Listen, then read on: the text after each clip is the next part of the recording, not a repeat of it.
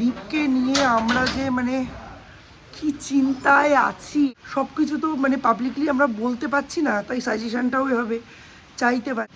তাই দীপের এই সমস্যাটা আমরা ঠিক নিজেরা সলভ করতে পারছি না। এবার আমরা এটাই জানতাম। আর আমরা 13 তারিখে স্পোর্টস হয়, 13 তারিখে নিশ্চয়ই স্কুল ছুটি থাকবে, সেই জন্যে বললাম। তার মানে ওই দিনই স্পোর্টস হতো।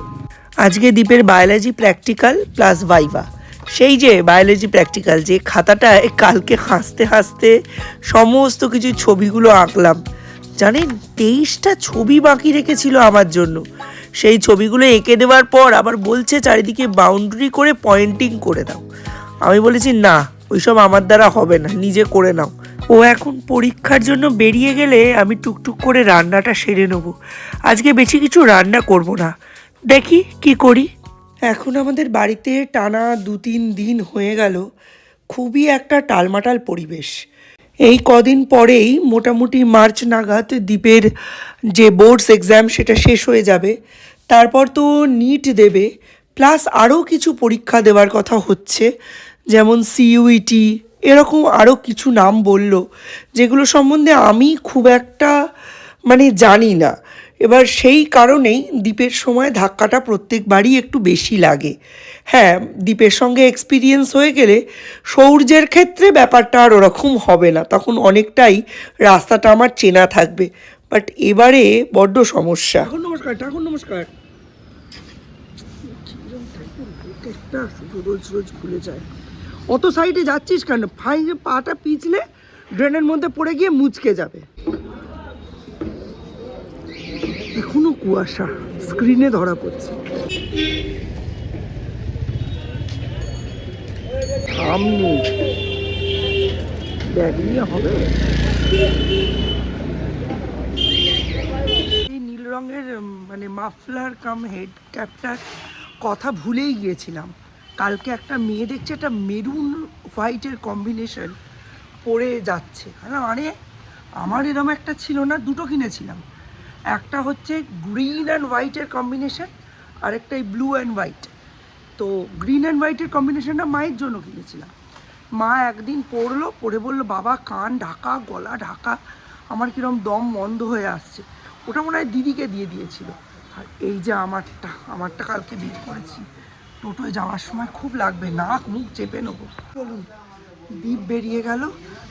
দীপকে নিয়ে আমরা যে কি চিন্তায় আছি, এটা বাবা মা হিসেবে প্রত্যেক বাবা মাই করে। যারা আমাদের থেকে 2-1 বছরের সিনিয়র আছো তারা রিলেট করতে পারবে। এই সময়ে অনেক চিন্তার মতো কন্টেন্ট থাকে, প্রচুর। সব কিছু তো পাবলিকলি আমরা বলতে পারছি না, তাই সাজেশনটাও এভাবে চাইতে পারছি না।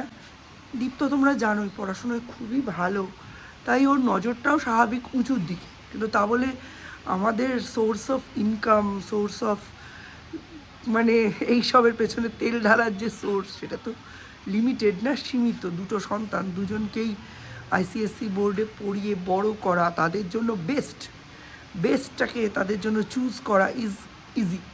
বাট বেস্টটাকে চুজ করে সেটাকে রিয়ালিটিতে আনা খুব কষ্টকর। যাই হোক, তবু চেষ্টা করি সৌম্যর জন্য যেন বেস্টটুকু করতে পারি। কিন্তু আমরা সিদ্ধান্তহীনতায় একটু ভুগছি। অ্যাকচুয়ালি আমরা এই লাইনটা দিয়ে বা এই রাস্তাটা দিয়ে আগে তো যাইনি, তাই দীপের এই সমস্যাটা আমরা ঠিক নিজেরা সলভ করতে পারছি না। তার জন্য আমাদের দীপের স্যারেদের Arindam sir, Tuhin sir, Rajashree sir, Sudipta sir, এনাদের সাহায্যটা নিতে হচ্ছে এবং নেওয়াটাই কাম্য।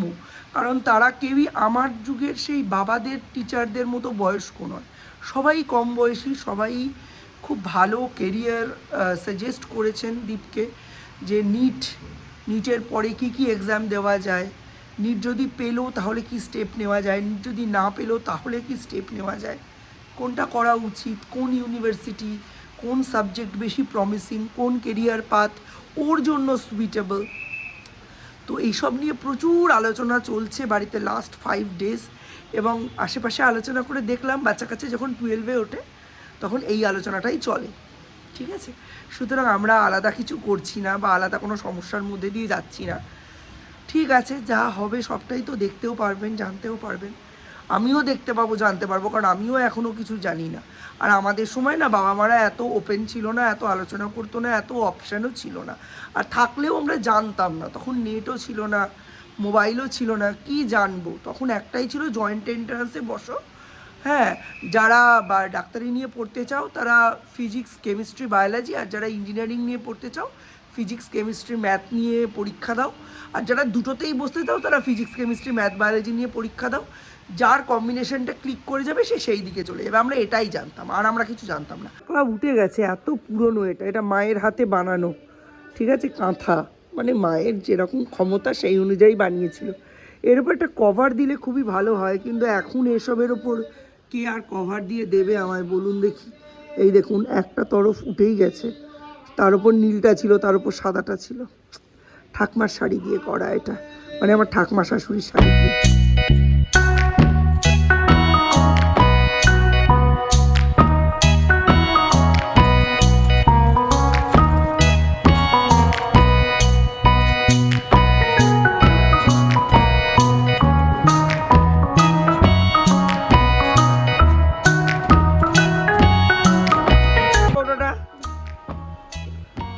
কি করেছিস এটা? এইটা কি হাত ছড়া? দেখাবো আমি সবাইকে। প্রত্যেকটার ক্রিমগুলো চেটে রেখে দিয়েছে, রেখে দিয়ে বিস্কিটগুলো রেখে দিয়েছে। হ্যাঁ, পুরো খাবি, পুরো কমপ্লিট করবি, নাহলে কিন্তু প্রচণ্ড বকা খাবি আজকে আমার কাছে। বেশি বসে রয়েছে ওখানে, রোদ পোহাচ্ছে স্নান টান করে। আমার ট্যাঙ্কিটার উপরে অনেক রোদ্দুর আসে তো, ওইখানটায় বসে রয়েছে। আমি একটু দোকানে বেরোলাম, মশার ধূপ নেব, সফেদ নেব, আর দেখি আরেকটা কি যেন ভাবলাম, ও সর্ষের তেল নেব। মা কমলা লেবু হয়েছে দেখুন, দেখেছেন? ভর্তি কমলা লেবু হয়েছে, দেখতে কি ভালো লাগছে। একটা জিনিস কিনতে যাই 10টা জিনিস হয়ে যায়। কত কিছু কিনে নিয়ে আসলাম, গেলেই দোকানে মনে পড়ে। সৌর্য দ্বীপ এখন মাঝে মাঝে হরলিক্স কমপ্ল্যান খায়, ওদের জন্য আমুল স্প্রে, হরলিক্স কমপ্ল্যান, তার সাথে চিক্কির প্যাকেট দেখলাম, ওটা, তেল, সফেদ, র্যাট কিল, টুকুস টুকুস টুকুস টুকুস করে বেড়ে গেল। গেছিলাম শুধু তেল আর সফেদ আনতে। তেলের মধ্যে দিলাম 5 ফোড়ন, শুকনো লঙ্কা, তেজপাতা। এইবার এর মধ্যে কাটা সবজিগুলো দিয়ে ভালো করে ভাজবো।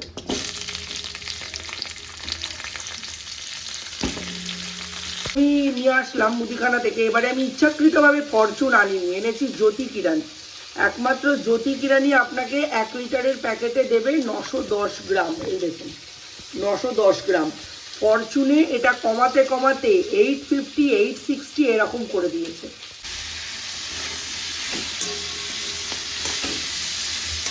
বাইরে রোদে গেলে না আর ভেতরে এসে রান্না করতে ইচ্ছে করছে না। প্রথমে ভেবেছিলাম শিম ধনে পাতা দিয়ে মটর ডাল করব, তারপর মনে পড়লো মিস্টার বিশ্বাস শিম ধনে পাতা দিয়ে মটর ডাল, একেতে মটর ডাল পছন্দ করেন না, তার উপর ধনে পাতা পছন্দ করেন না, খাবেন না। ওই জন্য সব সবজি দিয়েই ডালটা করছি, ঘি গরম মশলা দিয়ে দেবো। পরে কি জিনিস নিয়ে এসেছি দেখুন, প্রত্যেক দিন বিকেলের জল খাবারের ব্যবস্থা। আমার বাড়িতে আর কেউ সেরম খায় না, আমার জন্য প্রত্যেক দিন বিকেলে একটা করে, 1 বয়াম 100 টাকা। মোটামুটি খুব তাড়াতাড়ি কাজ ফাজ গুটিয়ে নিয়েছি, আর দরজাটা যে একেবারে সরস্বতী চলে গেছে, মানে বন্ধ করে দিয়েছি। বাইরে বিশাল আলোচনা দেবলীনাকে নিয়ে, তা সবাই আমার বলছে দেবলীনার কি হলো না হলো। ওদের জীবন, ওদের জীবনের কোনো বাবা মা নেই, এই নাকি হাতে পায়ে ধরে বিয়ে, এই সেই, তাকেই আবার এতগুলো স্লিপিং পিল খেয়ে সুইসাইড করতে হচ্ছে। কিছু লোক দেবলীনার ফরে কথা বলবে, কিছু লোক প্রবাহর ফরে কথা বলবে, তারপরে একটা নতুন ভাইরাল টপিক উঠবে, সবাই ভুলে যাবে কে দেবলীনা, তার বরের নাম কি, চেয়ে কি, যত সব বাজে মহিলা। তুই মরবি যখন চুপচাপ মর। ফেসবুকে উনি বিয়ে করে যায় 78টা স্লিপিং পিল খেয়ে সুইসাইড করা। হ্যাঁ, এইগুলো যে ফেসবুকে দিচ্ছে 18+ হলেই বাচ্চা কাচ্চাগুলো দেখে। তুই কি ইনস্ট্যান্স তুই ক্রিয়েট করে যাচ্ছিস, লোককে কি জানাচ্ছিস? এখন তো কত রকম কথা শোনা যাচ্ছে। সায়কী নাকি দেবলীনা প্রবাহর মধ্যে থার্ড পার্টি, সায়কী নাকি ওর দাদা আর বৌদির মধ্যে থার্ড পার্টি, কী জানি বাবা, কিছু জানি না, জানার দরকারও নেই। এইসব থেকে যত দূরে থাকবো তত মন মস্তিষ্ক মাথা সব ভালো থাকবে। আর যার মরার না সে চুপচাপ মরে, চুপচাপ ডিপ্রেশনে যায়। এত ভিডিও করে লাইভ করে মরেও না, ডিপ্রেশনেও যায় না। বাদ দিন, কি হয়েছে রান্না সেটা দেখুন। আজকে সকালের পড়া কমপ্লিট করে ফেলেছে, অনেক পড়েছে। এখানে হয়েছে মুগের ডাল, সরি মটর ডাল হয়েছে সবজি দিয়ে, এটা তো দেখেছেনই। এর মধ্যে একটু কুমড়োর শাকও দিয়েছি। এটা হচ্ছে ওলকপির তরকারি, এর মধ্যে আছে ডিমের অমলেটের কারি, আর এটার মধ্যে আছে ছেঁচড়া, আর এই হচ্ছে ভাত। এই হচ্ছে আজকে আমাদের রান্না। অমলেটের তরকারি শুনে একজন নাচানাচি আরম্ভ করে দিয়েছে। বিশ্বাস হাজবেন্ড বললেন দরজাটা খুলে রাখতে। আর এই যে এখানে আমি আলু আর ফুলকপি কেটে রেখেছি। কালকে 3 পিস মাছ বেঁচে গেছে, ঝোল আলু নেই, ওটা একটু বাড়াবো। সকাল থেকে আমি ভালো করে পড়াশোনা করছি, আমি গুড পড়ার চেষ্টা করছি। একটুখানি পরে আমি 10 মিনিট পরে আমি পড়াশোনা থেকে উঠেছি। এতই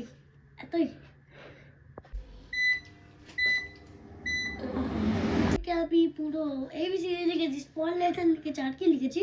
বাংলা লিখেছো? বাংলা লিখেছি ক থেকে চন্দ্রবিন্দু অবধি, অ থেকে উ অবধি, 51 থেকে 100 অবধি। লিখেছি। হ্যাঁ, আর ক্যাপিটাল আর স্মল অ্যালফাবেট লিখেছো, ফিল ইন দ্য ব্ল্যাঙ্কস, রাত্রিরে রাইমসও পড়েছো। হয়তো তুমি ভালো ছেলে হয়ে গেছো। একবারে মোবাইল রেখেছি 2 মিনিটে, একবারে গেছি প্রশ্ন করতে। কোনো কিছু একবারের বেশি 2 বার বলতে হয়নি, তাই না? খুব ভালো করেছো, গুড।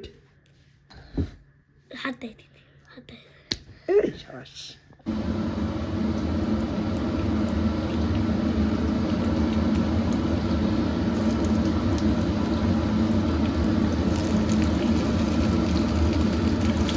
রান্না প্রায় শেষ। এখন মিস্টার বিশ্বাসের টিফিনের তরকারিটাও করে রাখি। এই যে কড়াইতে বসেছে আলু ফুলকপির তরকারি, আর এটা ওনার শুধু টিফিনের জন্য। আর এখানে মাছটা। দীপকে নিয়ে একবার মানে আধার কেন্দ্র বা পোস্ট অফিস কোথাও যেতে হবে, কারণ দীপের আধার কার্ডটা আপডেট করতে হবে। যেহেতু নিট প্লাস তার সাথে সাথে পিসিএমবির রিলেটেড সমস্ত পরীক্ষাগুলোতে বসবে, তো ওটার জন্য ওটা আপডেট করাটা জরুরি। আর তোমরা কেউ জানলে অবশ্যই বলো যে আধার কেন্দ্র ছাড়া আর এটা পোস্ট অফিসে হয় কিনা। হ্যাঁ, দীপ ভীষণই কনফিউজড এখনো অবধি। আজকে ভালো পরীক্ষা হয়েছে, স্টিল কনফিউজড যে কি করা উচিত ওর। এবারে যদি নিট না পায় সম্পূর্ণ একটা বছর ড্রপ দেবে, নাকি ফার্স্ট ইয়ার কন্টিনিউ করতে করতে সিইউইটি দিয়ে ফার্স্ট ইয়ার কন্টিনিউ করতে করতে ও আবার নিটটা অ্যাটেম্প্ট করবে সেকেন্ড। খুবই কনফিউজড। ও কনফিউজড হলে আমরাও কনফিউজড, এটাই হচ্ছে ব্যাপার। যাই হোক, এখন চা বিস্কিট খাচ্ছি। রান্নাবান্না প্রায় শেষের দিকে, একটু ভাজা করব।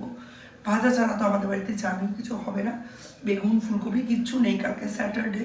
তো কালকে লাস্ট দিনটা কেটে গেলে আমরা সানডেতে আবার বাজার করি। দেখতে দেখতে পাড়া পিকনিকের একেবারে 1 সপ্তাহ কমপ্লিট হয়ে যাবে।